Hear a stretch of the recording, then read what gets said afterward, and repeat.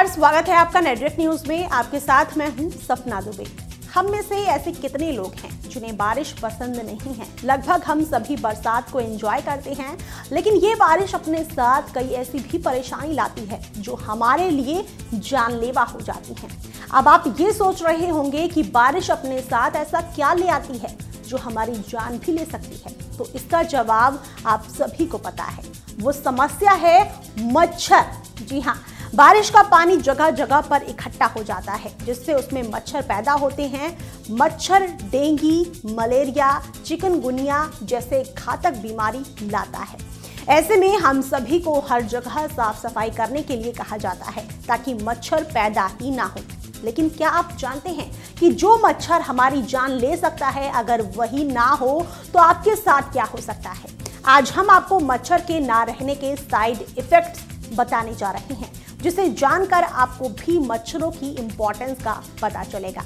लेकिन उससे पहले आप चैनल को सब्सक्राइब जरूर कर लें, साथ ही बेल आइकन को जरूर दबाएं, जिससे हर अपडेट आप तक पहुंच पाए। अब सबसे पहले आपको बताते हैं मच्छरों की कुल प्रजाति के बारे में। पूरी दुनिया में मच्छरों की कुल 3500 प्रजाति पाई जाती हैं, जिसमें से कुल 6% प्रजातियां ऐसी हैं जो इंसानों का खून पीकर जीवित रहती हैं। बाकी की प्रजाति केवल पौधों, फूलों और फलों का रस पीकर जिंदा रहते हैं। बहुत कम लोग जानते हैं कि खून पीने का काम केवल मादा मच्छर ही करते हैं। 6% प्रजाति में से केवल 100 नस्लें ही हैं ऐसी जो इंसानों के लिए जानलेवा और खतरनाक होती हैं। पूरी दुनिया में लगभग 10 लाख लोग केवल मच्छरों के कारण मारे जाते हैं। अब आपको बताते हैं कि मच्छरों के ना रहने से बचेंगी इतनी जिंदगी।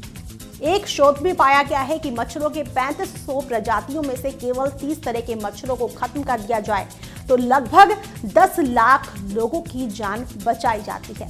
आपको हैरानी होगी कि ये केवल 30 तरह के मच्छरों को खत्म करने से केवल 1% ही प्रजाति खत्म होगी, लेकिन मानवता का भला हो जाएगा।